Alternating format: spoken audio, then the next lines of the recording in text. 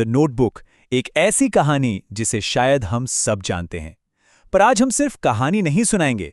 आज हम ये देखेंगे कि आखिर इस कहानी में ऐसा क्या खास है, वो कौन सी तकनीकें हैं जो इसे इतना पावरफुल बनाती हैं। तो चलिए जरा गहराई में उतरकर समझते हैं कि कैसे एक सिंपल सी लव स्टोरी एक एपिक बन जाती है। और कहानी की शुरुआत ही इन शब्दों से होती है। अब ये सिर्फ एक ओपनिंग लाइन नहीं है ना, ये तो पूरी कहानी का मतलब इमोशनल कोर है। ये लाइन हमें फौरन बता देती है कि ये कहानी किसी महान इंसान या किसी बड़ी अचीवमेंट की नहीं है। नहीं, ये तो उस प्यार की कहानी है जो किसी के लिए बस काफी था, उसकी पूरी दुनिया था। तो यहीं से कहानी असल में दिलचस्प होनी शुरू होती है। पहली की टेक्निक पर आते हैं। देखिए, कहानी सीधे पास्ट में शुरू नहीं होती, वो शुरू होती है आज में, एक रहस्य के साथ। एक बूढ़े सज्जन हैं जो एक नोटबुक से एक महिला को कहानी सुना रहे हैं। और ये देखते हैं मन में सवाल आता है ना कि ये लोग हैं कौन और ये कहानी सुनाई क्यों जा रही है। और बात को और भी ज्यादा मजेदार ये बनाता है कि जो कहानी सुना रहा है वो खुद ही श्योर नहीं है। उसके अपने शब्द हैं, मैं कौन हूं। सोचिए, ये कितना गहरा हुक है। अब हमें सिर्फ कहानी के किरदारों के बारे में नहीं जानना, अब तो हमें यह भी जानना है कि भाई ये कहानी सुनाने वाला कौन है और उसका इस कहानी से क्या लेना देना है। अच्छा, इसी को कहते हैं फ्रेमिंग नैरेटिव, मतलब एक कहानी के अंदर एक और कहानी। और ये तकनीक यहाँ कहानी को एक बहुत गहरी मीनिंग देती है। ये शुरुआत से ही मेमोरी, आइडेंटिटी और कभी ना खत्म होने वाले प्यार जैसे थीम सेट कर देती है। मतलब जो लव स्टोरी हम सुनने वाले हैं वो सिर्फ एक कहानी नहीं है, वो एक याद है जिसे जिंदा रखने की कोशिश हो रही है। तो अब हम आज के इस फ्रेम स्टोरी से निकलकर उस कहानी में चलते हैं जो पढ़ी जा रही है। हम सीधे पहुंच जाते हैं साल 1946 में, और यही हमें कहानी का दूसरा बड़ा हिस्सा देखने को मिलता है, फ्लैशबैक। यहाँ ये समझना बड़ा जरूरी है कि कहानी सीधी सीधी नहीं चलती। हम 1946 में नोआ से मिलते हैं, लेकिन उसकी कहानी तो असल में 1932 की गर्मियों में शुरू हुई थी। ये जो टाइमलाइन है ये हमें दिखाती है कि कैसे पास्ट प्रेजेंट की कहानी के साथ पूरी तरह से जुड़ा हुआ है, गुथा हुआ है। तो हम मिलते हैं नोआ कैलहॉन से, एक आदमी जो एक पुराना घर ठीक कर रहा है।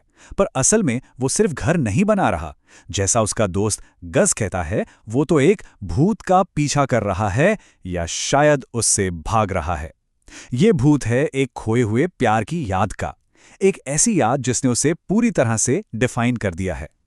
या सबसे जरूरी बात यह है कि एली के फिजिकली कहानी में आने से बहुत पहले ही वो हर जगह मौजूद है, एक पावरफुल प्रेजेंस की तरह। नोआ का हर काम, हर एक्शन उसकी याद से जुड़ा है। वो घर, वो शहर, उसकी अकेली शामें, सब कुछ एली के साये में है, और यहीं से हमें उसके गहरे डिवोशन का अंदाजा लगता है।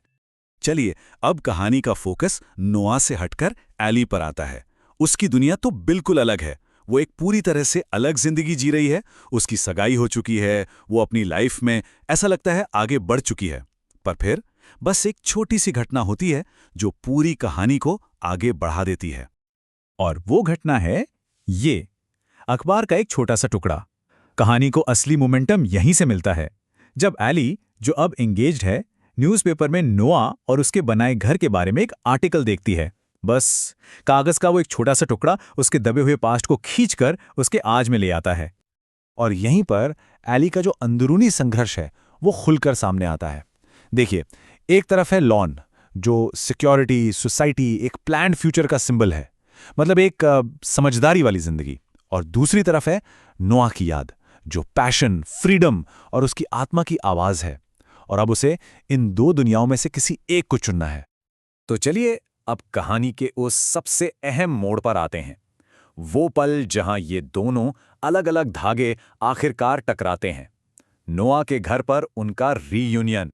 जरा सोचिए, 14 साल की खामोशी, 14 साल की दूरी, सब कुछ बस एक इमोशनल पल में टूट जाता है।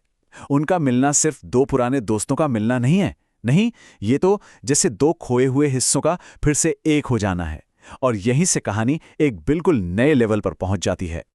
लेकिन सवाल ये है कि वो इतने सालों तक अलग रहे क्यों? इस सवाल का जवाब कहानी में एक बहुत बड़ा खुलासा करता है। नोआ ने उसे एक या दो नहीं बल्कि दर्जनों खत लिखे थे। और यहां पर सारी सच्चाई सामने आती है। ये जो खोए हुए लेटर्स का प्लॉट डिवाइस है ना, ये पास्ट की एक मिस्ट्री तो सॉल्व कर देता है, लेकिन साथ ही साथ एक नया और ज्यादा बड़ा कॉन्फ्लिक्ट खड़ा कर देता है। अब ये सिर्फ एक खोया हुआ प्यार नहीं रह गया, ये वो प्यार है जिसे जानबूझकर उनसे छीना गया था।